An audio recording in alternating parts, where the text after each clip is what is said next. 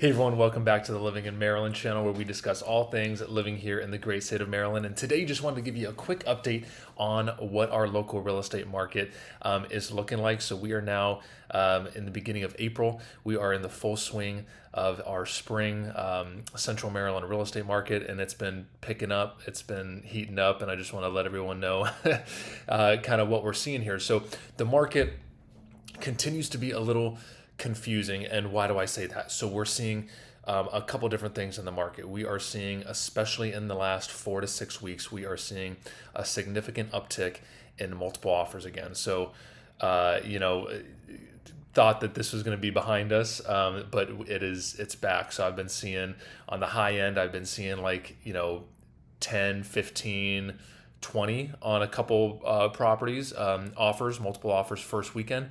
The more average for well-priced homes in the marketplace right now is about 4 to 8 offers first weekend on the market. So this is something that we're seeing a lot of again, and it's something that I just wanted to make sure buyers and sellers are aware of, depending on which end of the transaction you might be coming in on. This is something that's becoming frequent, especially for townhomes and single-family homes under $1 million.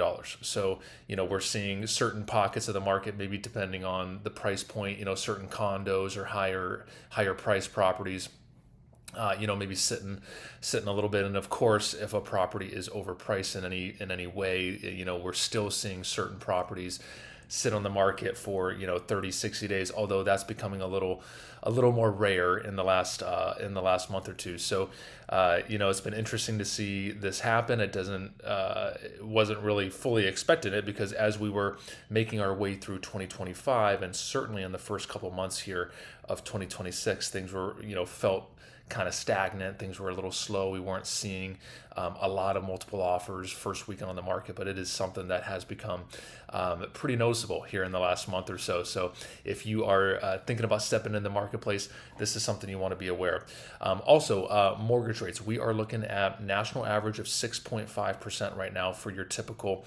30-year fixed mortgage rate. So that's something that you can expect if you're stepping into the into the marketplace. We've been seeing the bond market all over the place. So, most of last year we were closer to 6. In the last month and a half, we have seen those rates come up a good half point in the last month. So that's been a pretty significant movement. And again, you don't expect to see the market pick up the way that we have when interest rates are kind of on a noticeable rise, but that is something that we have seen. So something to be prepared for if you are a buyer that's going to be stepping into the market. When I'm looking at the numbers here, I'm just kind of continuing to see the units sold number continue to just be flat, potentially even going down. So we just continue to have this supply issue, which is why we are seeing this surface again. So if you are a buyer that's thinking about stepping in the marketplace, you just want to be prepared for this. If you are a seller thinking about selling your home, this is something that's naturally going to be putting you in kind of a little more of the driver's seat, especially if you are pricing your home, because a lot of sellers are looking at the market right now and they know, okay, they're looking at, okay, what do we think fair market value is? Let's go in a good 5% below that, and let's just let the market bid up. And that's kind of what a very common strategy for sellers in today's market. So this is something to just kind of be aware of, be prepared for if you are stepping into the marketplace. The other thing is knowing that this is kind of a common strategy from sellers. So especially if you're a buyer stepping into the marketplace, you're typically looking at a seller that's going to be listing their home is coming soon, kind of feeling out the demand based on the calls and all that kind of stuff during the coming soon status.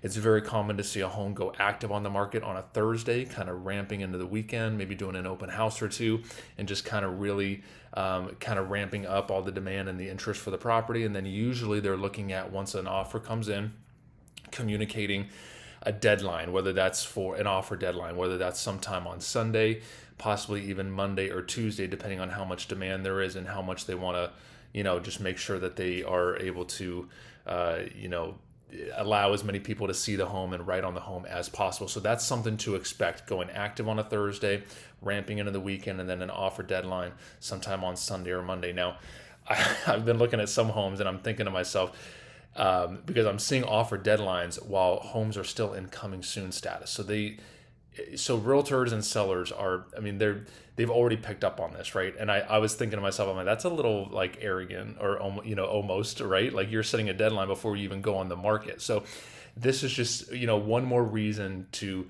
why, it just is what it is, right? So I mean, offer deadlines before you even go active on the market is a is just, it's a little bold, but that's just kind of the imbalance of supply and demand that we have, especially in certain segments of the marketplace right now. So this is something we're seeing all throughout Central Maryland. So just something to be aware of. If you ever have any real estate questions, if you need anything at all, please feel free to reach out. I am a licensed realtor here in the great state of Maryland.